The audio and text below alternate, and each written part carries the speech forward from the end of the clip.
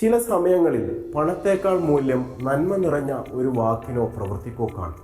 ഒരാളെ കീഴടക്കാൻ അയാളുടെ മുന്നിൽ സമ്പത്ത് വിതറുകയല്ല, മറിച്ച് ഹൃദയത്തെ തൊടണം. എല്ലാവരും പരിഗണനയും സ്നേഹവും പ്രതീക്ഷിക്കുന്നവരാണ്.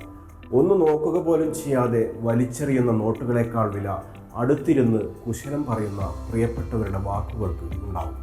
അവഗണിക്കപ്പെടുന്നു എന്ന തോന്നലാണ് മനസ്സിന് കഠിന വേദന തരുന്നത്. ഒപ്പം ഇരിക്കുന്നവർ സമ്മാനിക്കുന്ന സന്തോഷം ഒരു കോടീശ്വരനും നൽകാനായെന്ന് വരില്ല. പ്രിയപ്പെട്ട എഴുത്തുകാരിയാണ് കാരൻ ആംസ്ട്രോങ്. അതീവ ഭംഗിയുള്ളൊരു കൗശലമുണ്ട് ആ എഴുത്തിലെല്ലാം. കുറച്ചുകാലം കന്യാസ്ത്രീയായിരുന്നു അവർ. പിന്നീട് മഠം ഉപേക്ഷിച്ചെങ്കിലും സ്നേഹത്തോടെ മാത്രമേ അവരാ കാലത്തെ ഓർക്കാറുള്ളൂ. സ്നേഹത്തോടെയും കരുണയോടെയും വിയോജിക്കണമെങ്കിൽ കുലീനമായൊരു മനസ്സ് വേണം. കരുണാർദ്രമായ ജീവിതത്തിലേക്ക് 12 ചുവടുകൾ എന്ന പുസ്തകത്തിൽ കാരൻ ഒരു സംഭവം പറയുന്നു. വൃദ്ധയായ ഒരു കന്യാസ്ത്രീയെ കാണാൻ പോയതായിരുന്നു കാരൻ. തീരെ വയ്യ അവർക്ക്. മരണത്തെ കാത്തുകിടക്കുന്ന പോലെയാണ് ഓരോ വാക്കും. അധികം ആരോടും സംസാരിച്ചില്ലെങ്കിലും കാരൻ്റെ കൈപിടിച്ച് അവർ ഒരു വാക്ക് പറഞ്ഞു.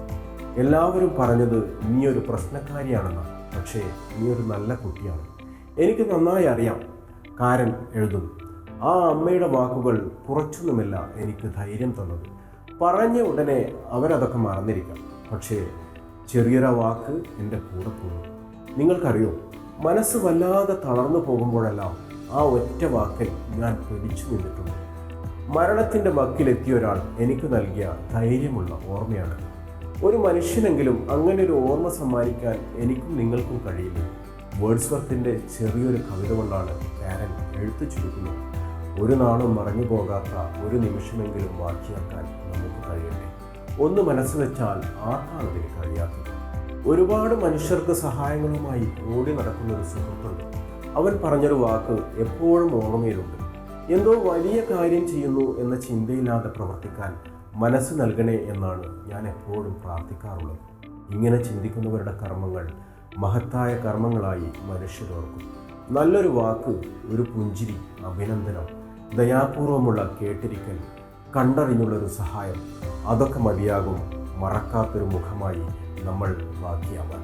പുഞ്ചിരിക്കാൻ പണം വേണ്ട, കണ്ണുകളിൽ ഒന്ന് കാരുണ്യത്തോടെ നോക്കാൻ പണത്തിൻ്റെ ഭാരവും വേണ്ട. എല്ലാ യാചകരും കൈനീട്ടുന്നത് പണത്തിന് വേണ്ടിയാണെന്ന് കരുതരുത്. ഒരിക്കൽ ഒരു യുവാവ് പോകുന്ന വഴി ഒരു യാചകനെ കണ്ടു. അയാൾക്ക് എന്തെങ്കിലും നൽകാമെന്ന് കരുതി പോക്കറ്റിൽ കൈയിട്ടപ്പോഴാണ് പേഴ്സ് എടുത്തില്ല എന്ന് കണ്ടത്. ഇത് യാചകനും ശ്രദ്ധിക്കുന്നുണ്ടായിരുന്നു. അയാൾ ക്ഷമാപണത്തോടെ യാചകനോട് പറഞ്ഞു, സഹോദര, ഞാൻ പേഴ്സ് മറന്നു. യാചകൻ നിറഞ്ഞ ചിരിയോടെ പറഞ്ഞു, നിങ്ങൾ എന്നെ സഹോദര എന്ന് പറഞ്ഞില്ലേ? ഇന്ന് എനിക്ക് ഒന്നും കിട്ടിയില്ലെങ്കിലും സാരമില്ല. നിങ്ങളുടെ വലിയ മനസ്സിന് നന്ദി. എപ്പോൾ തീർന്നു പോകുമെന്ന് ഒരു നിശ്ചയവുമില്ലാത്ത ഓട്ടമാണ് ജീവിതം. ഓർമ്മകളാണ് ബാക്കി വെക്കുന്ന ഒരേയൊരു സമ്മാനം.